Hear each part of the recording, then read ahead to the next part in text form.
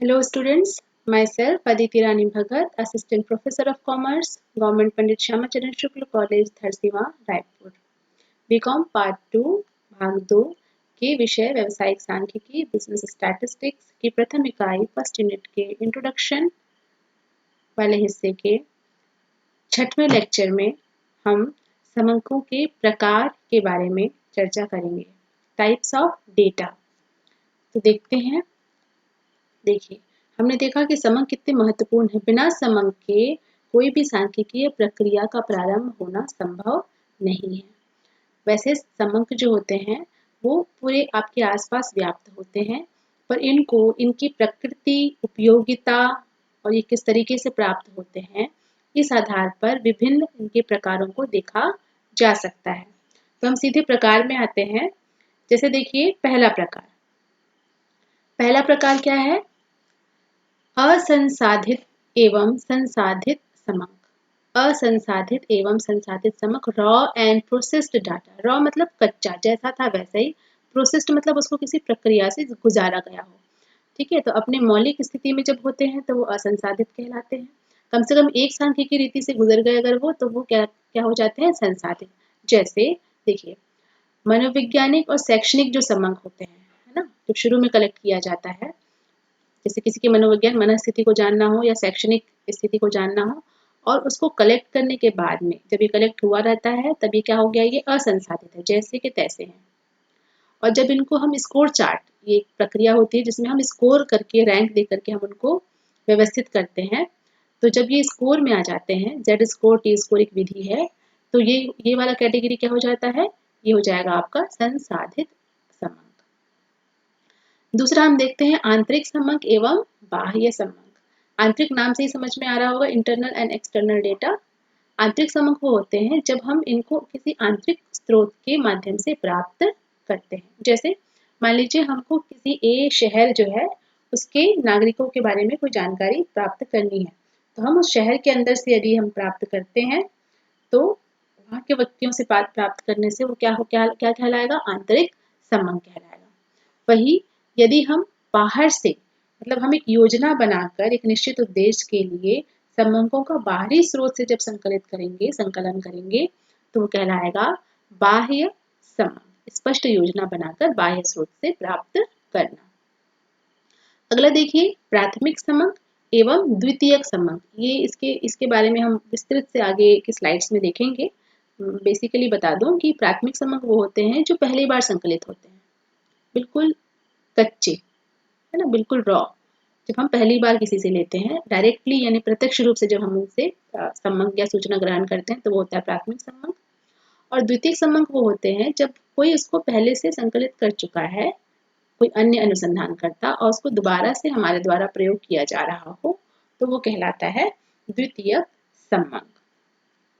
इसके अलावा चौथा जो भाग है, जो वर्गीकरण है, वो है गुणात्मक एवं परिणात्मक। इंग्लिश में हम इसको ज्यादा अच्छे से समझ पाएंगे। क्वालिटेटिव यानी गुण, क्वांटिटेटिव यानी मात्रा। गुणात्मक को हम एट्रीब्यूट्स यानी गुणों की या विशेषता के रूप में देखेंगे, और क्वांटिटेटिव यानी मात्रात्मक को हम किस में देखेंगे? चरों के रूप में देखेंगे। यहाँ देखिए, हमने बताया है कि माप और गणना के आधार पर, एक तरफ माप है और गणना के आधार पर गुण एवं चर के रूप में विभक्त किया जाता है। गुण को हम बताते हैं कि ये उपस्थित है या उपस्थित नहीं है, इसके अलावा इसको नहीं नापा जा सकता, जैसे बहरापन है या बहरापन नहीं है।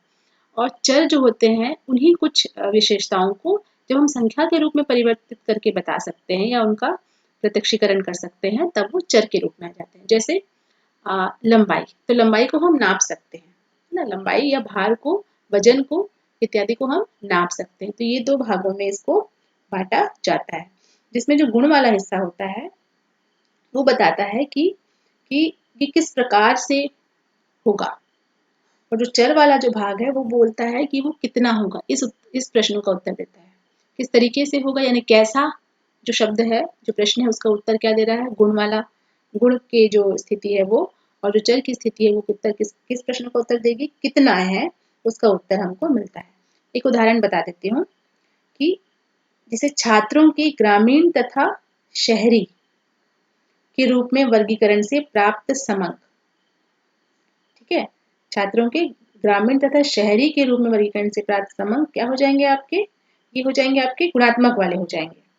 जबकि छात्रों की उनकी ऊंचाई के अनुसार लंबा होना, सामान्य होना, नाटा होना, ये समंक क्या हो जाएंगे आपके, ये हो गया आपके संख्यात्मक समंक हो जाएंगे, है ना। तो इसको दो तरीके से हम समझ सकते हैं। आगे बढ़ते हैं। देखिए बेसिकली, है ना, आधारभूत रूप से सांख्यिकी का दो स्तंभ होता है। मतलब डेटा तो है ही है, समंक हमको चाहिए, समंक के बिना कुछ होगा नहीं, पर वो समंक जो होते हैं वास्तव में केवल दो ही में विभाजित होते हैं, फिर उनका वो उप विभाजन होता है जो मैंने पहले बताया। तो दो जो है वो कलेक्शन के आधार पर, संग्रहण के आधार पर दो प्रकार के समंक जो है वो देखे जाते हैं। एक होता है प्राथमिक समंक जो बताया मैंने अभी, और दूसरा होता है द्वितीयक समंक। प्राथमिक समंक क्या होते हैं, जो मूल रूप से प्राप्त हो, एकदम फ्रेश, एकदम प्रत्यक्ष रूप से हमको प्राप्त हो जाते हैं। देखिए उसकी कुछ विशेषताएं हम देख लेते हैं। मौलिक रूप से प्रथम बार एकत्रित किया जाता है, कच्चे माल की भांति होता है। कच्चा माल जैसे जिसके साथ कुछ नहीं किया जा रहा हो, उसको बाद में पकाया जाएगा या उसको उत्पादन करके उसको उपयोग योग्य बनाया जाएगा, उसी वजह से इसको कच्चे माल की भांति कहा गया है। इसका समूहीकरण बहुत ही कम या नहीं हुआ हो, है ना, इसका इस्तेमाल समूह के रूप में हुआ ही ना हो, ये बिल्कुल नया और बिल्कुल ताजा हमारे पास में आ रहा हो। इन्हें बिना संशोधन के काम में लिया जा सकता है, क्योंकि ये बिल्कुल जैसे के तैसे होते हैं, तो हमको उसमें कुछ परिवर्तन करने की आवश्यकता नहीं होती है, उसको हम प्रक्रिया में सीधे ला सकते हैं। अनुसंधान के उद्देश्य से सर्वथा अनुकूल होता है। प्राइमरी डाटा यानी कि जो प्राथमिक समूह से किए हुए अनुसंधान का जो रिजल्ट होता है, जो परिणाम होते हैं, जो निष्कर्ष होते हैं, वो बिल्कुल सधे हुए और शुद्ध माने जाते हैं। इनके आकलन में अधिक समय, परिश्रम व धन की आवश्यकता होती है, स्वाभाविक है। आपको एक एक डाटा, एक एक समंक को कलेक्ट करने के लिए, एकत्रित करने के लिए बहुत समय और बहुत मेहनत की आवश्यकता होगी, साथ में संसाधनों की आवश्यकता होगी। आपको जगह जगह जा करके उस तरीके के समंकों को एकत्रित करना होगा। इन समंकों के प्रयोग में अधिक सतर्कता की आवश्यकता नहीं पड़ती, क्योंकि जिनसे हम प्रत्यक्ष रूप से ये सूचनाएं इकट्ठे कर रहे हैं, उनसे हमको सीधे सीधे वार्ता करनी है और ये डेटा सीधे हमारे पास आएंगे, तो बहुत सतर्क रहने की आवश्यकता इसमें नहीं पड़ती। सतर्कता की आवश्यकता होती है पर बहुत ज्यादा नहीं। अब देखिए उदाहरण दिया है, यदि कोई व्यक्ति ग्रामीण ऋण के विषय में नए सिरे से आंकड़े एकत्रित करता है कि लोगों ने कौन सा ऋण लिया, चुकाया नहीं चुकाया, कितने वर्षों में चुकाया, किस किस उद्देश्य से ऋण लिया गया है, अगर इसका डेटा कलेक्शन के लिए हो जाए, तो जो जो आंकड़े उसके हाथ में ग्रामीणों के माध्यम से आते जाएंगे, ये सारे आंकड़े क्या कहलाएंगे, आपके प्राथमिक आंकड़े या प्राथमिक संबंध कहलाएंगे। दूसरी तरफ यदि हम देखें द्वितीयक संबंध को, सेकेंडरी डेटा को, तो ये बिल्कुल मौलिक नहीं होते, स्वाभाविक द्वितीयक हैं, सेकेंड स्टेज पे हैं। मतलब पहले से कोई इस्तेमाल किए गए डेटा को दोबारा से इस्तेमाल करना। जैसे हमने भी उदाहरण लिया कि ये व्यक्ति जो है वो ग्रामीण ऋण के बारे में कुछ अध्ययन कर रहा है। अब इन्होंने पता कर लिया कि ग्रामीणों ने किस किस माध्यम से ऋण लिया, है ना। तो यदि उसमें से कोई एक हिस्सा को अध्ययन करना हो, जैसे कि पशुपालन के नाम से कितने ऋण जो है वो लिए गए हैं, तो अगर हम इसके डेटा से, इस व्यक्ति के इकट्ठे किए हुए डेटा को इस्तेमाल करते हैं, समंकों का उपयोग करते हैं, तो वो समंक क्या बन गया, वो द्वितीयक समंक कहलाएंगे। ठीक है, तो इनकी कुछ विशेषताएं देखते हैं। देखिए मौलिक नहीं होते, अर्थात पहले से विद्यमान होते हैं या किसी अन्य अनुसंधानकर्ता ने उसका उपयोग कर रखा है। द्वितीयक समंक निर्मित माल की भांति होते हैं। जैसे ये क्या होते हैं, कच्चे माल की भांति होते हैं। तो ये कैसे होते हैं, निर्मित माल की भांति होते हैं, क्योंकि सांख्यिकी यंत्र से ये एक बार निकल चुके होते हैं ना। सांख्यिकी की जो प्रक्रिया होती है, जो तंत्र होता है, जो सिस्टम होता है, उससे एक बार ये गुजर चुके होते हैं। या किसी और उद्देश्य से एकत्रित किए होने के कारण वर्तमान उद्देश्य के लिए अनुकूल नहीं होते, वो पहले किसी और उद्देश्य के लिए किए होते हैं। यदि आपको अनुकूल लगता है या आपके लिए उपयोगी है, तभी हम सेकेंडरी डेटा का इस्तेमाल या द्वितीयक समूह का इस्तेमाल करते हैं, वो भी संशोधन के साथ जो हमारे लिए उपयोगी हो। इसके उपयोग में सतर्कता की आवश्यकता बिल्कुल होती है, क्योंकि संशोधन की आवश्यकता दिख रही है इसमें। उदाहरण के लिए देखिए पत्र पत्रिकाएं, सरकारी गैर सरकारी मैगजीन्स, न्यूज़पेपर, सारणी, सूचकांक, अनुसूची, शेड्यूल्स, ये सारी चीजें लगती हैं किस लिए, द्वितीयक समंकों को इकट्ठा करने के लिए। आगे बढ़ते हैं, थोड़ा डिटेल में हम देखेंगे इनको, क्योंकि बहुत महत्वपूर्ण चैप्टर है आपके इसका, स्टैटिस्टिक्स का। देखिए अब हम देख रहे हैं प्राथमिक समंक को, पहले देखेंगे। तो प्राथमिक समंक के संग्रहण के समय में हमको किस विधि का उपयोग करना चाहिए या इसका संग्रहण किस प्रकार से किया जाता है, इसके बारे में हम चर्चा करेंगे। तो सबसे पहली विधि होती है प्रत्यक्ष व्यक्ति अनुसंधान विधि, है ना। प्रत्यक्ष व्यक्ति अनुसंधान विधि नाम से ही समझ में आ रहा है। प्रत्यक्ष व्यक्ति मतलब एक व्यक्ति जो है जो सीधा जाकर के व्यक्तिगत रूप से संग्रहण करेगा समंकों का। देखिए यह व्यक्ति क्या होगा, सूचना देने वाले से प्रत्यक्ष संबंध स्थापित करेगा, सीधे जाकर के उनसे बात करेगा, जो भी उनको इसको डेटा चाहिए वो उनसे प्रश्न करेगा। अनुसंधानकर्ता में व्यवहार कुशलता ये बिल्कुल बहुत जरूरी है। धैर्य, संयम, परिश्रम के गुण होने चाहिए, तभी संभव है कि वो लोगों से जाकर के अपनी जानकारी इकट्ठा कर सके। निरीक्षण व अवलोकन की आवश्यकता यहाँ पे है कि आपको जो सूचना चाहिए आप वही सूचना लेकर के आ रहे हैं कि नहीं, उसका एक प्रत्यक्ष तर्क होना चाहिए आपके पास, है ना। अवलोकन की जो है स्थिति वो आपके होनी चाहिए कि आप ऑब्जर्व कर सकें कि आसपास क्या घटित हो रहा है और आपको किस चीज़ की आवश्यकता है। ये कब उपयुक्त होता है? उपयुक्तता में देखते हैं जहाँ शुद्धता पर अधिक जोर दिया जाना हो, जहाँ आपको प्योर डेटा चाहिए, आप उसमें कोई भी संशोधन नहीं चाहते हैं, वहाँ पे आप ये उपयोगी माना जाएगा। इसका क्षेत्र सीमित व स्थानीय प्रकृति का होता है, क्योंकि बहुत ज़्यादा डेटा कलेक्शन इसमें संभव नहीं होता है, इसलिए सीमित रखा जाए क्षेत्र को, तभी इसका आकलन संभव हो पाता है। अनुसंधानकर्ता का स्वयं उपस्थित होना आवश्यक हो, अनुसंधानकर्ता का स्वयं उपस्थित होना यहाँ पे आवश्यक है, तभी वो प्रत्यक्ष व्यक्तिगत अनुसंधान कहलाएगा। आंकड़ों की मौलिकता पर जोर देना होता है ना, जोर देना हो तब ये उपयुक्त माना जाएगा। आपको मूल चाहिए, आपको उसमें कोई मिलावट या कोई परिवर्तन नहीं चाहिए। जहां आंकड़ों को गुप्त रखना हो, बिल्कुल ये बहुत इंपॉर्टेंट है कि अगर आपको ऐसे कोई आप खोज कर रहे हैं जिसको आप दूसरों को नहीं बता सकते, जैसे किसी के व्यक्तिगत जीवन के बारे में आप खोज कर रहे हैं, तो आप किसी और को भेज करके उनसे पूछताछ करने के लिए आप नहीं कह सकते, आपको स्वयं उपस्थित होकर के, क्योंकि आपको कुछ बातें ऐसी भी पता चलेंगी जिसको आपको गुप्त रखना पड़ सकता है। ये इसकी उपयोगिता हो गई। अब देखिए इसके क्या खास बात है, गुण क्या है। मौलिकता तो इसमें विद्यमान है, दिख रही है। लोचदार है, लोचदार इसलिए क्योंकि हम जब चाहें इसको अपने अनुकूल ढाल सकते हैं, हमारे हाथ में होता है, ये किसी पर निर्भर नहीं होता। अन्य सूचनाओं की प्राप्ति भी हो जाती है। आप जब ऑब्जर्व करेंगे, मैंने बताया कि निरीक्षण और अवलोकन के गुण होने चाहिए आप में, तो आप जब ऑब्जर्व करेंगे तो आपको साथ में समझ में आएगा कि अगर मैंने ये सवाल पूछा तो 2-4 सवाल मैं और पूछ लूँ, ताकि मुझे और गहन इसके बारे में जानकारी प्राप्त हो सके। तो अन्य सूचनाओं की प्राप्ति, सजातीयता व तुलनीय होना, ये आपके विधि में रहेगा, आप इसको अपना कर चलेंगे क्योंकि आप मूल रूप से खोज में निकले हैं। शुद्धता की जांच क्या है, संभव है, आपके हाथ में होती है कि आप परख सकें कि ये शुद्ध है अथवा नहीं है। कमियां देखिए क्या है इसमें, दोष क्या है। विस्तृत क्षेत्रों के लिए अनुकूल तो बिल्कुल नहीं है, संभव भी नहीं है। व्यक्तिगत पक्षपात की यहाँ पे स्थिति बन सकती है। व्यक्तिगत रूप से आप जाए, आपके मन में किसी के प्रति कोई पक्ष आ जाए या विरोधाभास आ जाए, तो आप उसको उसी नजरिए से यदि देखना चालू कर देते हैं, आपके मन के अंदर संयम नहीं है, तो ये पक्षपात हो सकता है। समग्र की विशेषताओं को प्रकट ना होना, ये एक छोटे से टुकड़े का अध्ययन होता है, तो हम इसको पूरे यूनिवर्सल स्टेट में इसका अध्ययन नहीं कर सकेंगे, मतलब उसको कहीं और लागू नहीं कर सकते उसके आधार को। हम केवल एक किसी चर को लेकर के, किसी समस्या को लेकर के एक सीमित क्षेत्र में अध्ययन कर सकते हैं। समय व धन का अधिक व्यय, ये बिल्कुल है इसमें, क्योंकि स्वयं को उपस्थित होना होता है, तो संसाधनों की यहाँ पे बहुत ज्यादा आवश्यकता पड़ती है। देखिए सावधानी लिखा हुआ है, एक व्यवहारिक सावधानी की यहाँ पे आवश्यकता होती है, क्योंकि हम संबंधों को सीधे व्यवहार के साथ में प्राप्त कर रहे हैं इसमें, तो यहाँ व्यवहार कुशलता, जिसको हम पोलाइटनेस कहते हैं, ये बहुत जरूरी है। संयम की आवश्यकता बहुत ज्यादा जरूरी है, और आप ये ध्यान में रखें कि आप की तैयारी पूरी होनी चाहिए। जब आप जा रहे हैं, आप अपने पास सूची रख सकते हैं, आप प्रश्नावली बना के रखिए कि आपको कौन कौन से सवाल पूछने हैं। आपको ये भी ध्यान में रखना होता है कि आप किससे किस तरीके के सवाल पूछें, और या फिर किसी को मन को आहत ना हो। तो ये सारी सावधानियां यहाँ पे व्यवहारिक रूप से आवश्यक नजर आती हैं।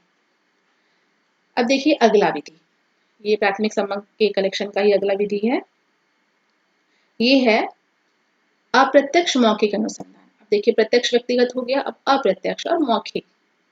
इसमें क्या होगा कि आप प्रत्यक्ष रूप से आप नहीं जाएंगे, आप किसी दूसरे माध्यम से अपने डेटा का कलेक्शन कर सकते हैं। ऐसे व्यक्ति से सूचनाएं प्राप्त करना जिसे उस स्थान की या उस स्थिति की या उस जो जानकारी आपको चाहिए हो, है ना, उसकी उसकी जानकारी हो। अर्थात वो साक्षी के रूप में आप सूचना प्राप्त करके आपको दे, मतलब वो जो ला करके देगा वो सही मानकर आपको अपने पास में रखना होगा। तो ये अप्रत्यक्ष हो गया।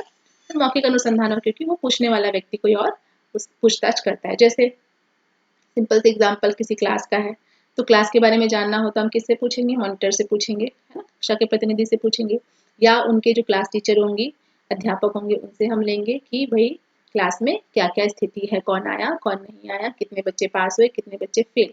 तो ये क्या हो गया? ये प्रत्यक्ष नहीं हुआ, ये क्या हो गया? अप्रत्यक्ष। अब आप कहेंगे कि प्रत्यक्ष ही तो बात कर रहे हैं हम जब क्लास मॉनिटर से, लेकिन हम उसके बारे में बात नहीं कर रहे हैं। हम किसके बारे में बात कर रहे हैं?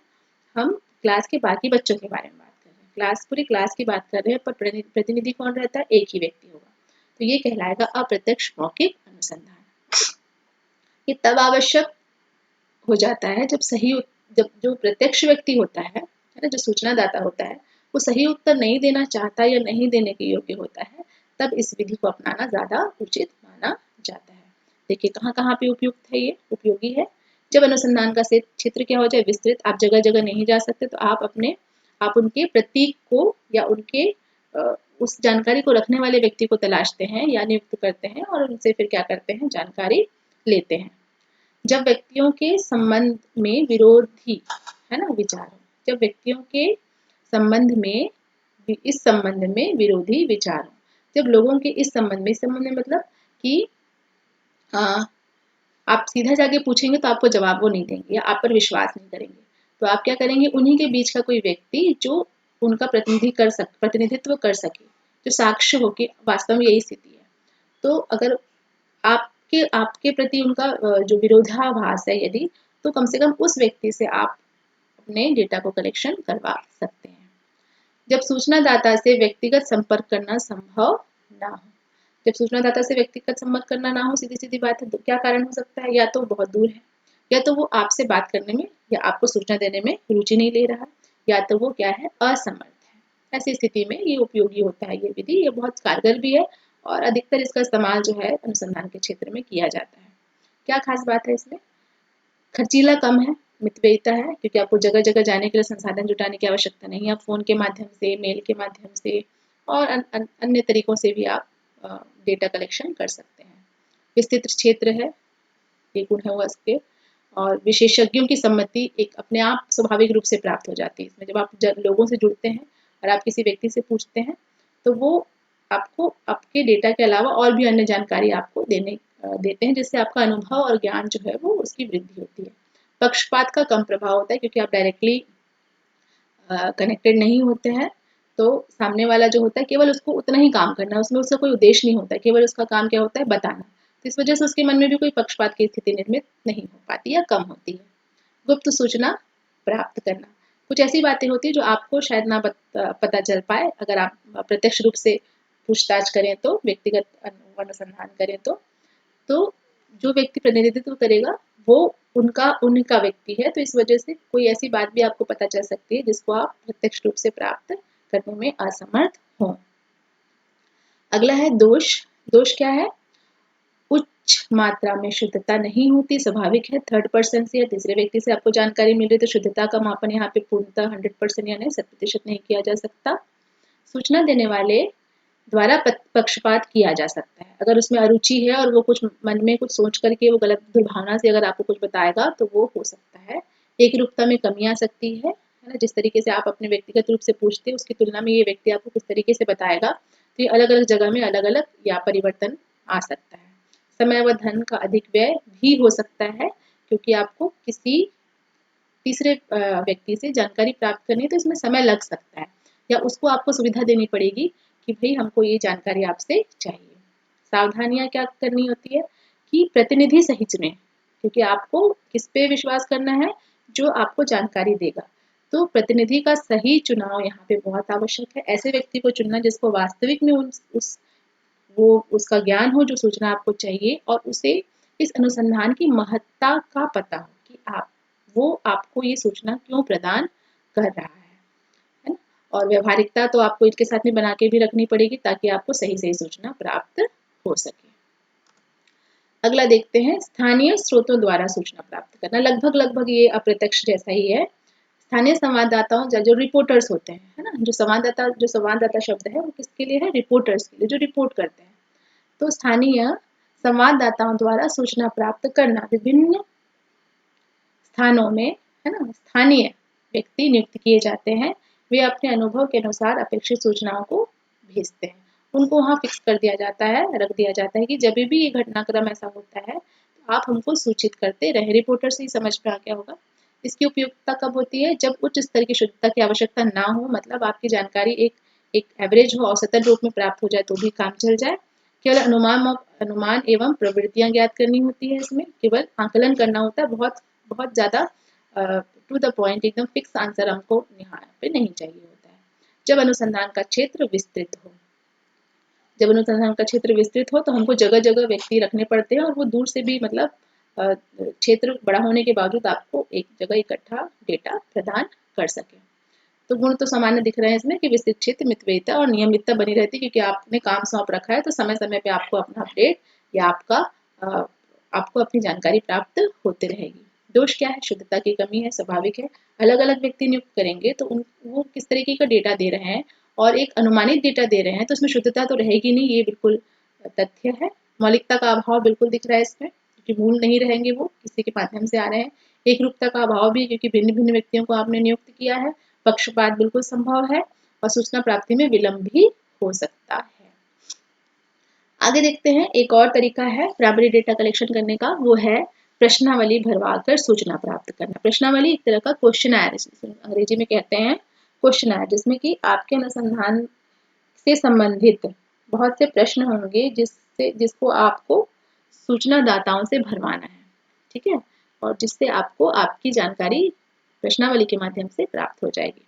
प्रश्नावली जो सूचकों द्वारा स्वयं भरी जाए उसको तैयार किया जाता है। प्रश्नावली को हम प्रत्यक्ष रूप से भी दे सकते हैं भरने के लिए, तब तो प्रत्यक्ष ही हो जाएगा वो। और दूसरा होता है डाक के द्वारा भी भेजा जाता है सूचकों के पास में।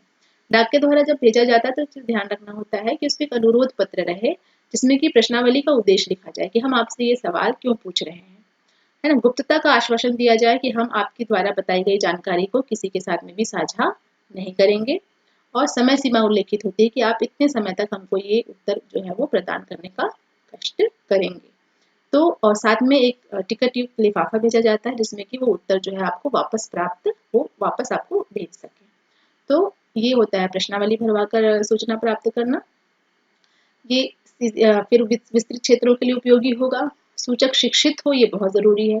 आंकड़ों की उपयोगिता को समझे, ये भी बहुत आवश्यक है। अगर वो पढ़ा लिखा व्यक्ति समृद्ध वर्ग का है ना, समझदार वर्ग का है और शिक्षित है और वो अनुसंधान के महत्व को समझता है, तो ऐसे व्यक्तियों से प्रश्नावली भरवाकर सूचना इकट्ठा करना सबसे अच्छा तरीका है। एक साक्ष्य के रूप में भी आपके पास रहता है कि आपने डेटा कलेक्शन इस तरीके से किया है। उद्योग के वार्षिक सर्वेक्षण, उपभोक्ता राय जानने हेतु इस तकनीक का इस्तेमाल बहुत ज्यादा किया जाता है। गुण क्या है? क्षेत्र विस्तृत हो तो ये बहुत अच्छा काम करता है। मितव्ययिता होती है, आपको एक बार प्रश्न पत्र छाप देने हैं, उसके बाद में उसको विस्तृत कर देना है। आपको जाने करने के जो संसाधन का जो उपयोग में जो व्यय होता है वो बच जाता है। मौलिकता रहती है इसमें, क्योंकि व्यक्ति खुद भर के दे रहा है अपने हस्ताक्षर के साथ में या जो भी है। और विश्वसनीयता इसमें बनी रहती है। व्यक्ति अपना पूरी विवेक लगाकर प्रश्नावली को भरता है रुचि के साथ में, तो आपको ये विश्वसनीयता के साथ में प्राप्त हो जाता है। सीमाएं क्या है या दोष क्या है? एक तो सीमित उपयोग है, हर जगह प्रश्नावली से आप नहीं कर सकते। जो पढ़ा लिखा व्यक्ति नहीं होगा वो इसको नहीं भर सकता। सूचनाएं वो चाहे तो पूरे का प्रश्नों का उत्तर ना भी दें तो पर्याप्त और अपूर्ण हो जाते हैं। उनमें अगर अरुचि होगी या किसी प्रकार का संदेह या भय होगा तो भी वो प्रश्नावली भरने में झिझक उनके में रहेगी, है ना। भ्रामक हो जाता है कई बार, क्योंकि उत्तर जो है वो उनको कई बार प्रश्न समझ नहीं आते हैं, तो उनका उत्तर जो भी वो निरर्थक हो जाता है। आपका पूरा अनुसंधान किस पर डिपेंड हो जाता है? प्रश्नावली पर। ये लोचदार बिल्कुल नहीं होता, क्योंकि बिना प्रश्नावली के आप अपने अनुसंधान में आगे नहीं बढ़ सकते।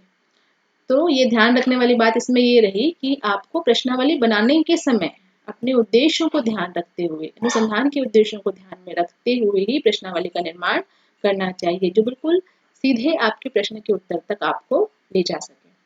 दोषपूर्ण प्रश्नावली अगर आप बनाते हैं तो इसका आपके अनुसंधान में बिल्कुल कोई उपयोगिता नहीं रह जाएगी। आगे देखते हैं। देखिए,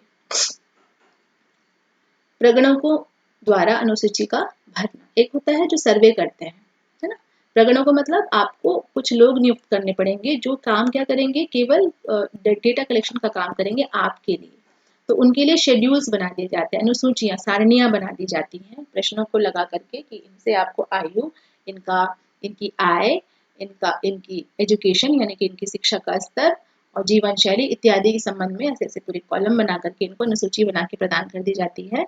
और इनका कार्य होता है जा जाकर के भिन्न भिन्न स्थानों में स्वयं जाकर संपर्क स्थापित कर अनुसूचियों का उत्तर भरें, स्वयं अपने हाथों से इसको भरते हैं। सर्वे नुमा रहता है ये, है ना। इसकी उपयुक्तता कब होती है? इसका प्रयोग केवल सरकार द्वारा या वित्तीय रूप से सुदृढ़ जो संस्थान होते हैं, जिनके पास वित्तीय स्थिति बहुत अच्छी होती है, वो करते हैं, क्योंकि इनमें बहुत ज्यादा व्यय होता है ना। सार्वजनिक प्रतिष्ठ प्रतिष्ठानों व शोध संस्थानों द्वारा भी इसको उपयोग किया जाता है। प्रगणक जो सर्वे करते हैं वो व्यक्ति की वेतन व अनुसूची निर्माण की दृष्टि से काफी खर्चीला होता है, धन व समय दोनों लगता है। और आप देखेंगे सबसे अच्छा उदाहरण है इसमें जनगणना है। जनगणना में व्यक्ति घर घर जाकर के, जो उनकी टीम होती है वो जाकर के डेटा कलेक्शन करती है कि इस घर में कितने लोग हैं, कितनी आयु के हैं इत्यादि। खास बात क्या है इसमें कि विस्तृत क्षेत्र के लिए अच्छा है और शुद्ध होता है। ये डेटा इतने मजबूत होते हैं कि इसका इस्तेमाल कौन कर रहा है? देखिए, शासन कर रही है। विश्वसनीय होते हैं, निष्पक्षता होती है, निष्पक्षता। अशिक्षित शिक्षकों के लिए भी उपयोगी कि अगर व्यक्ति खुद नहीं भर सक रहा है तो सामने जो सर्वे करने वाले हैं वो केवल मौखिक रूप से जानकारी प्राप्त कर उसको भर सकते हैं। अपूर्ण सूचना की संभावना कम रहती है। दोष क्या है इसमें? खर्चीला तो है ही है, जटिल है। उसकी जो विधि होती है पूरा उसको मतलब बहुत मेहनत लगती है घर घर जाके पूरी अनुसूचियां भरवाना। पक्षपात की संभावना हो सकती है और लापरवाही की भी संभावना यहाँ पे व्याप्त होती है कि व्यक्ति जो सामने वाला यदि पढ़ा लिखा नहीं है तो कोई जानकारी अगर वो दे रहा है तो उसको सतर्कता के साथ ना भरे व्यक्ति, तो भी वो आंकड़े जो है वो मिथ्यापूर्ण हो जाते हैं। तो आंकड़ों में देखिए भिन्नता भी हो सकती है। तो इस तरीके से ये विधि थोड़ी बृहद विधि है और सर्वेक्षण इत्यादि में इसका उपयोग बहुत ज्यादा किया जाता है। देखिए, सारी रीतियां हमने देखी प्राथमिक समंकों को एकत्रित करने के। और कहा जाता है कि उपयुक्त रीति का चुनाव अनुसंधान की प्रकृति, समस्या का स्वरूप, अनुसंधान का क्षेत्र, अनुसंधान का उद्देश्य, है ना, और आपके पास धन व समय कितना है और आपको कितने शुद्धता के स्तर की आवश्यकता है, और अन्य सभी परिस्थितियों को देखते हुए ही हमको डेटा कलेक्शन यानी समंकों के संग्रहण की विधियों का चुनाव करना चाहिए। डॉक्टर बावले कहते हैं, समंक संग्रहण और सारणियन में सामान्य विवेक प्रमुख आवश्यकता है ना। सामान्य विवेक की आवश्यकता होती है और अनुभव प्रमुख शिक्षक है। जितना ज्यादा आप उसको करते रहेंगे उतना ज्यादा आप उसमें अनुभव प्राप्त करेंगे और आपके कार्य में प्रखरता आती जाएगी। ये थी प्राथमिक संबंध की जानकारी। अब हम थोड़ा सा देखते हैं द्वितीयक संबंध के बारे में। द्वितीयक संबंध उतना ज्यादा विस्तृत नहीं है क्योंकि ये अपने आप में पहले से बना हुआ रहता है। किसी अन्य अनुसंधानकर्ता द्वारा एकत्रित, विश्लेषित एवं प्रकाशित सांख्यिकी सामग्री द्वितीयक संबंध कहलाते हैं। इनमें मौलिक संकलन की समस्या उत्पन्न नहीं होती। आपको घर जा करके आपको इकट्ठा करने की जरूरत नहीं है। द्वितीयक संबंधों का संग्रहण नहीं बल्कि उनका क्या किया जाता है, उपयोगी लाइन बहुत इंपॉर्टेंट है कि द्वितीयक संबंधों का संग्रहण नहीं किया जाता। क्या किया जाता है? वो संग्रहित होते हैं पहले से और उनका क्या किया जाता है, उपयोग किया जाता है। कुछ ध्यान में रखने योग्य बात होती है इसमें। पिछले अनुसंधानकर्ता की योग्यता क्या है? अगर आप कोई सेकेंडरी डेटा का इस्तेमाल कर रहे हैं, जैसे मान लीजिए कोई पत्रिका, तो आपको पत्रिका पे कितना विश्वास है ये डिपेंड करता है। आप कौन से स्रोत का इस्तेमाल कर रहे हैं। तो जो पिछला अनुसंधानकर्ता हो, चाहे वो कोई कंपनी हो, चाहे कोई शासकीय डेटा हो या कोई व्यक्तिगत हो, तो आपको ये देखना है कि जो पिछला अनुसंधानकर्ता वो कितना प्रखर रहा है, कितना योग्य है, कितना उसने विधि कैसे अपनाई थी, तभी आप उन डेटा पे विश्वास कर सकेंगे। जांच का अभिप्राय क्या है, ये भी ध्यान रखना है कि आपको क्यों कौन सी डेटा किस आपके उद्देश्य के लिए चाहिए। उद्देश्य के अनुसार हमको समंकों को संशोधित भी करना होता है, इस वजह से इसका ध्यान रखना होता है। अनुसंधान का प्रकार एवं संग्रहण की रीति, है ना, अनुसंधान किस प्रकार से करना है और कौन सी रीति आप अपना रहे हैं, ये भी इसमें ध्यान रखने योग्य बात है। शुद्धता का स्तर आपको कितना चाहिए, बताया था पहले कि डेटा पूर्णतः शुद्ध हो ये जरूरी नहीं है, अनुमानित भी रहते हैं। तो शुद्धता का स्तर आपको कितना चाहिए ये आप ध्यान रखेंगे जब आपको डेटा कलेक्शन करना हो सेकेंडरी। समंक संग्रहण का समय एवं परिस्थितियां, ये भी ध्यान रखना होता है। उद्देश्य की पूर्ति के लिए उपयुक्त है या नहीं, और परीक्षात्मक जांच कर लेनी चाहिए कि ये डेटा जो है वाकई में आपके अनुसंधान के लिए सार्थक व उपयोगी है अथवा नहीं है। देखिए, ये कुछ समंक जो स्रोत हैं किसके, सेकेंडरी डेटा के, द्वितीयक समंक के कुछ प्रमुख स्रोत हैं। देखिए, एक होते हैं प्रकाशित और दूसरे होते हैं अप्रकाशित। प्रकाशित वे होते हैं जो नियमित रूप से मंथली, जिसको हम कहते हैं मासिक रूप से, साप्ताहिक, वार्षिक या किसी संस्था के ऊपर निर्भर होते हैं या किसी कंपनी के ऊपर निर्भर होते हैं, और नियमित रूप से क्या होते रहते हैं, प्रकाशित होते रहते हैं। उनसे जो अनुसंधानकर्ता होता है वो उनसे उनके माध्यम से द्वितीयक समंक प्राप्त कर सकता है और अपने अनुसंधान में उपयोग कर सकता है। तो देखिए क्या होते हैं, शासकीय प्रकाशन, अर्धशासकीय प्रकाशन, अंतर्राष्ट्रीय प्रकाशन। इसमें शासन के द्वारा बनाए गए जितने डेटा होते हैं, जितने सर्वे होते हैं, वो सब रहेंगे सम्मिलित। अर्थशास्त्र में सेमी गवर्नमेंट वाले जो होते हैं पब्लिकेशन वो होंगे।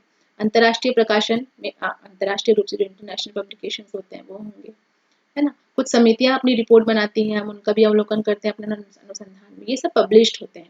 व्यापारिक एवं वित्तीय संस्थानों के प्रकाशन, विश्वविद्यालय एवं शोध संस्थानों के प्रकाशन। देखिए, समाचार पत्र तो बहुत बड़े जरिए होते हैं आपके डाटा के लिए, है ना। तो ये सब क्या कहलाएंगे, आपके द्वितीयक समंक रहेंगे, और जो कि प्रकाशित स्रोत के माध्यम से हमको प्राप्त होते हैं। व्यक्तिगत जो शोधकर्ता होते हैं उनके प्रकाशन भी उपयोग में लाए जाते हैं द्वितीयक समंक के रूप में। तो ये सब प्रकाशित है। इसके अलावा कुछ होते हैं अप्रकाशित, जिनका प्रकाशन नहीं हो पाया है। इसमें आपको ज्यादा कुछ समझाने की जरूरत नहीं है। इसमें केवल आपको कुछ सूचियां आप इसमें दे सकते हैं कि सरकारी प्रकाशन में कौन कौन से पब्लिकेशंस आते हैं, कौन से प्रकाशन आते हैं। इस तरीके से इन सभी का प्रकाशन ये मैंने अगले स्लाइड में दिया है, आप इसका अवलोकन कर सकते हैं। केवल आपको इसको याद रखना है। जैसे देखिए यहाँ पे दिया हुआ है ना, पब्लिश्ड और अनपब्लिश्ड। ये प्रकाशित स्रोत हैं, जिसमें देखो शासकीय जो होते हैं पब्लिकेशन वो कैसे हैं, भारतीय रिजर्व बैंक का बुलेटिन, स्टैटिस्टिकल, है ना, आर्थिक सर्वेक्षण, पंचवर्षीय योजना का प्रारूप, उद्योग पर वार्षिक सर्वेक्षण। तो इस तरीके के रिपोर्ट जो होते हैं ये हो जाते हैं आपके सरकारी। अर्ध सरकारी में भी कुछ जिला बोर्ड जो नगर पालिका, नगर निगम, ये सब के क्या हो जाते हैं आपके अर्ध सरकारी। अंतर्राष्ट्रीय में यूनाइटेड नेशन ऑर्गेनाइजेशन के देखिए अंतर्राष्ट्रीय श्रम संघ, तो ये सब के डेटा क्या हो जाएंगे। तो आपको इनको कुछ कुछ को याद रखना है बस, कि संबंध जो होते हैं प्रकाशित संबंध के अंतर्गत कौन कौन से उदाहरण हम ले सकते हैं, है ना। ये आयोग समिति का हो गया। व्यापारिक और वित्तीय संस्थानों के, है ना, टाटा एंड सन्स के देखिए, स्कंद विपणी, स्टॉक एक्सचेंज के जो मैगजीन्स निकलते हैं, ये आपके हो गए वित्तीय से संबंधित। विश्वविद्यालयों के बहुत से डेटा निकलते हैं, भारतीय सांख्यिकी संस्थान, है ना, राष्ट्रीय प्रतिदर्श सर्वेक्षण संगठन, विश्वविद्यालय शोध ब्यूरो, यूनिवर्सिटी रिसर्च ब्यूरो। तो ये सब आपके हो गया आपके विश्वविद्यालय के प्रकाशन। समाचार पत्रिका में economic times, financial express, commerce, योजना, ये सब में भी आंकड़े आपको बहुत ज्यादा मिल जाएंगे। ये हो गया आपके व्यक्तिगत जो शोध करते हैं उनके। और अप्रकाशित में देख लीजिए यहाँ पे अनेक शोध संस्थान, शासकीय संस्थान, और ये बहुत से ऐसे होते हैं जो आंकड़े जो प्रकाशित नहीं करते, वो अपने जानकारी के लिए रखे होते हैं। तो यदि आप उनसे उन जानकारियों को प्राप्त कर अपने अनुसंधान में इस्तेमाल करेंगे तो वो भी आपके द्वितीयक संबंध के अंतर्गत आएगा। ये जो आपके सामने रखा है इसका स्रोत है शुक्ल और सहायक के लेखक जो हैं इसके, व्यावसायिक सांख्यिकी, बीकॉम द्वितीय वर्ष की पुस्तक है, साहित्य भवन पब्लिकेशन की, और इसमें से ये मैंने आप लोगों के लिए इसमें रखा है, तो आप इसका अवलोकन कर सकते हैं। धन्यवाद।